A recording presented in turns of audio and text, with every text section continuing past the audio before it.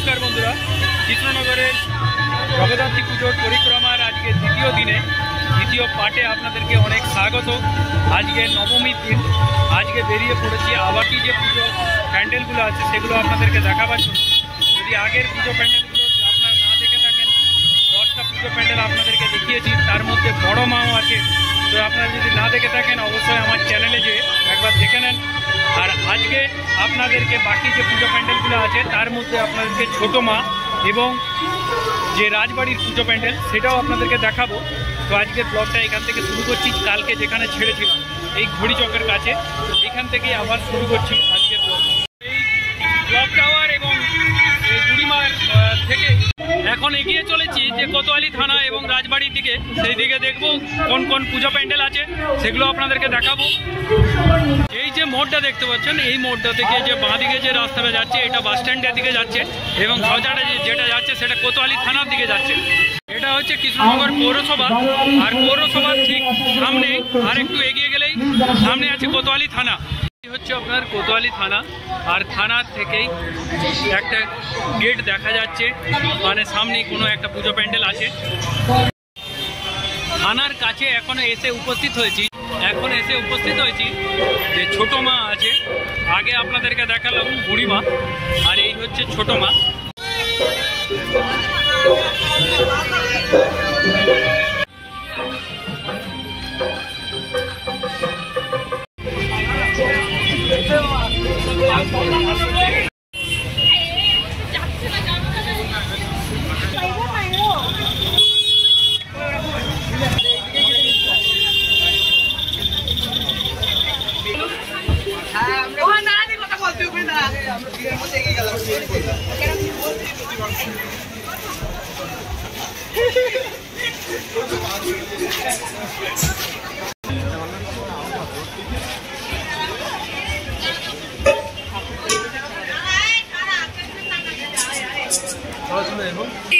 चलो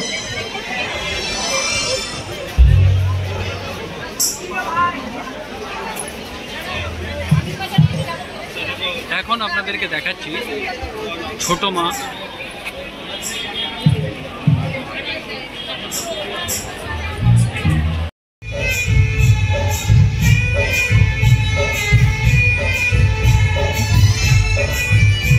মায়ের এই প্রতিমাটা প্রায় 20 ফুট লম্বা হবে।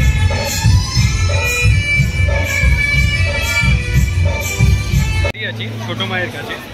আর এখানে সাংস্কৃতিক অনুষ্ঠানও আছে। আর এখানে ভিড়টা দেখুন, খুব ভালো লাগছে যে এইরকম একটা পরিবেশ। তো আপনাদেরকে বড় মা এবং ছোটো মা দুটোই দেখালাম।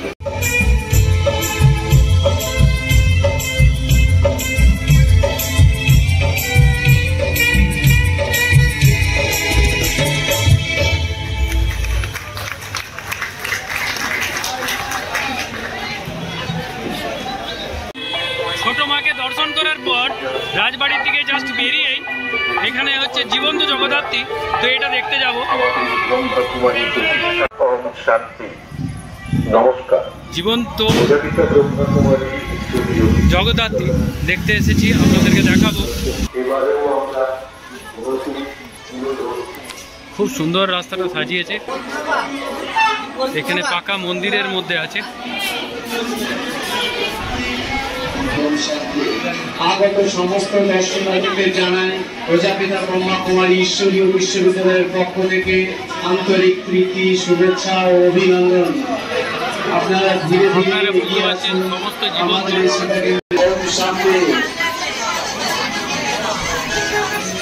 5 মিনিটের জন্য এই পর্দাটা বন্ধ হলো, আবার 5 মিনিট পরে আবার দর্শন করতে পারবে। এখানে যে জগদ্ধাত্রী আছেন উনি জীবন্ত, দেখাবো আরেকবার আপনাদেরকে 5 মিনিট পর।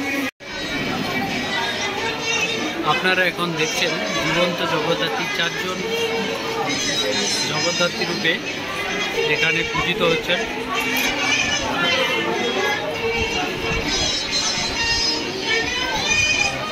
সত্যি অসাধারণ। এটাই এখানে প্রথম দেখলাম, চন্দননগরে আমি দেখিনি এই জিনিসটা। সত্যি এখানে অসাধারণ লাগলো।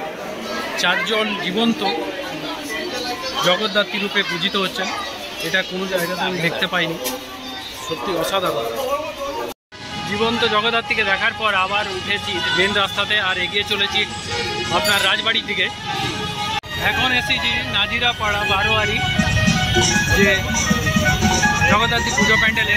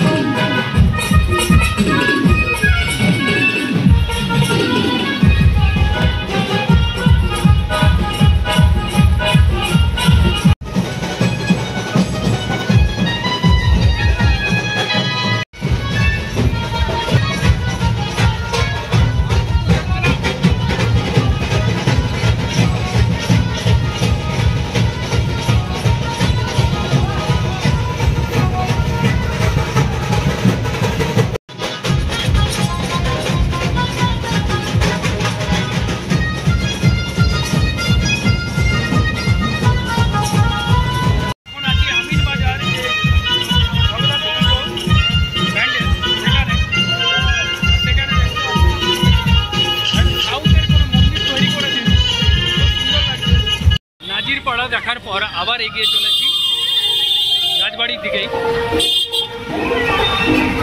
তবু গলির মধ্যে যে অনেকগুলো আছে সেগুলোকে বাদ দিয়ে চলে যাচ্ছি। কৃষ্ণনগরে অন্য পুজোগুলো যতটা না হয় জগদ্ধাত্রী পুজোটা মেন হয়। এখন এসে গেছি চৌরাস্তা বারোয়ারি পুজো কমিটির যে আলোক সজ্জা আছে সেগুলো দেখছি। এই হচ্ছে চৌরাস্তা বারোয়ারির জগদ্ধাত্রী পুজোর প্যান্ডেল দেখতে যাব।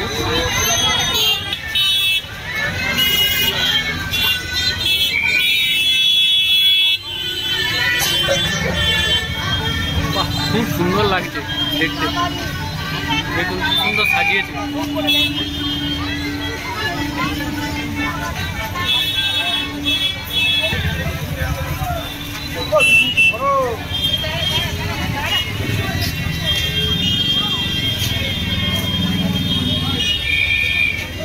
এইগুলো দেখতে পাচ্ছেন এই আলোকসজ্জাটা চকের পাড়ার জগদ্ধাত্রী পুজো বারোয়ারির কমিটির।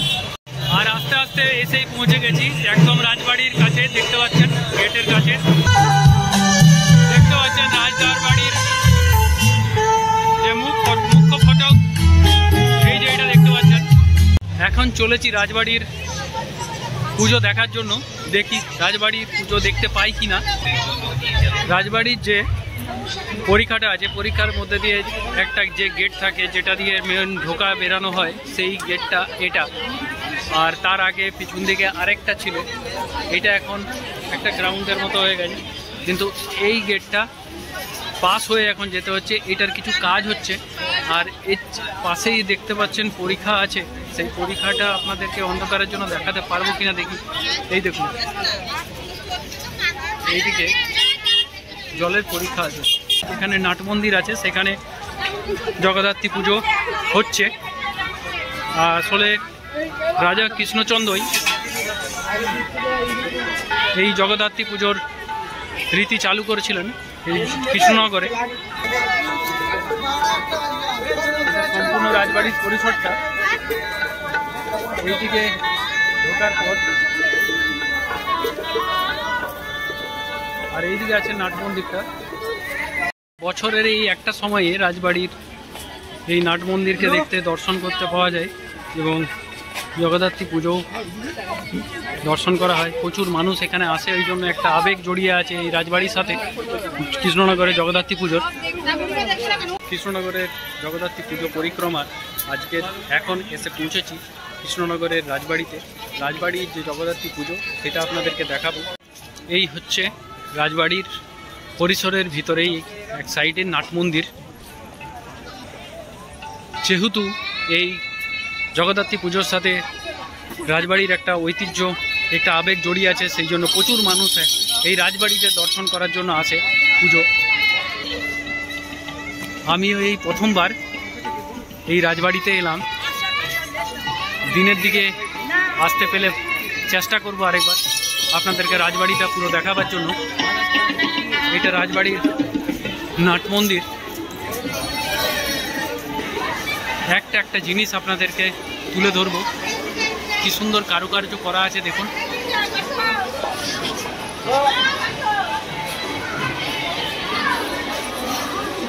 রাজবাড়িটা দেখাবো, তার সাথে পুজোটাও দেখাবো। আর এই সময় রাজবাড়ির যে জিনিসপত্র সেগুলো এখানে প্রদর্শনের জন্য রাখা থাকে, সেগুলো আপনাদেরকে দেখাবো। এই দেখুন জিনিস এখানে রাখা আছে।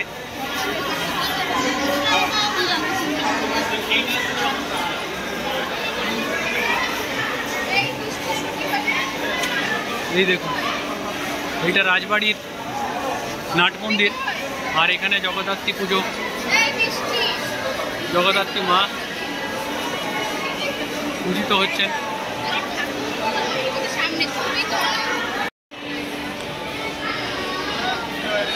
পিলারগুলো দেখুন কত মোটা।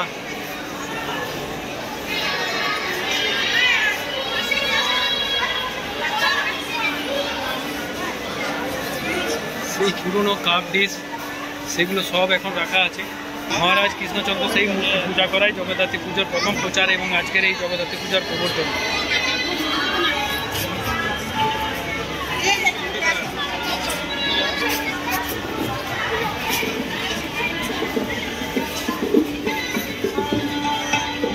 এই হচ্ছে রাজবাড়ির পরিসর।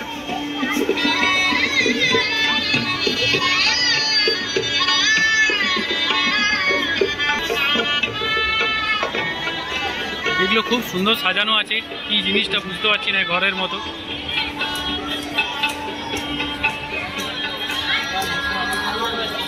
আর এটা হচ্ছে নাট মন্দির।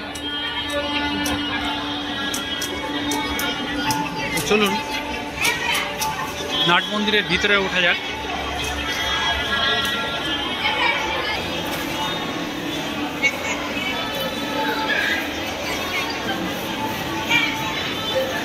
সব ঐতিহ্যমণ্ডিত জিনিস সব রাখা আছে এখানে।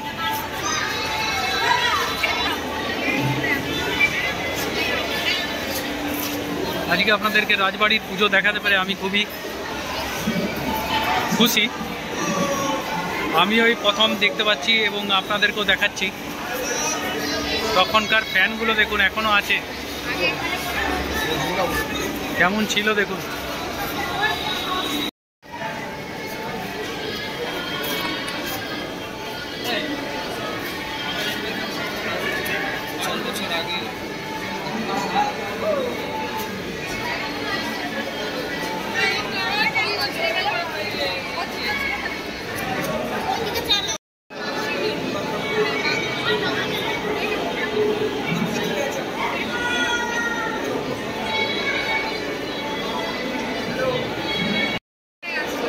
আপনাদেরকে এখন দেখাচ্ছি কৃষ্ণনগরের রাজবাড়ির জগদ্ধাত্রী দেবী।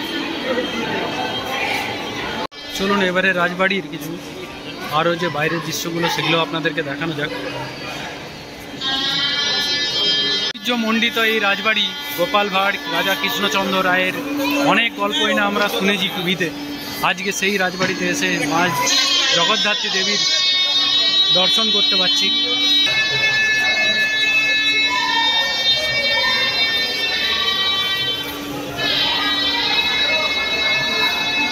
চলুন একবার রাজবাড়ির এই সাইডটাতে কি আছে, যদি যেতে দেয় তো দেখব।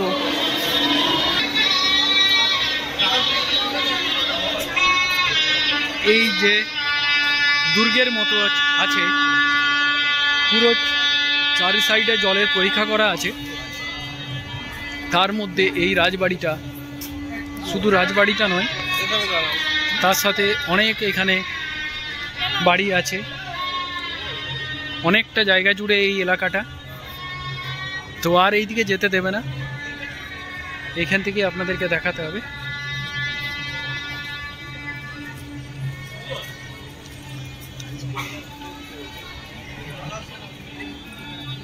এদিকে প্রবেশ নিষেধ এই যে লেখা আছে।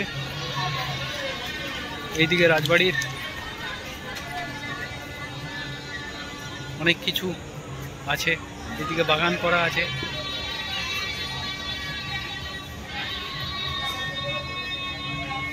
কৃষ্ণনগরের জগদ্ধাত্রী পুজো পরিক্রমার এখানেই শেষ করব। এই রাজবাড়ি থেকেই, রাজবাড়ি দিয়েই দুটো পার্টে আমার এই ভিডিওগুলো কৃষ্ণনগরের জগদ্ধাত্রী পুজো পরিক্রমা দেখিয়েছি। যদি আপনারা আগের পর্বটা না দেখে থাকেন তাহলে অবশ্যই আমার চ্যানেলে গিয়ে দেখে নেবেন। আর কেমন লাগলো কমেন্টসের মাধ্যমে জানাবেন। আবার আপনাদের সাথে দেখা হবে অন্য একটা কোনো ব্লগে। ততক্ষণ আপনারা ভালো থাকুন, সুস্থ থাকুন।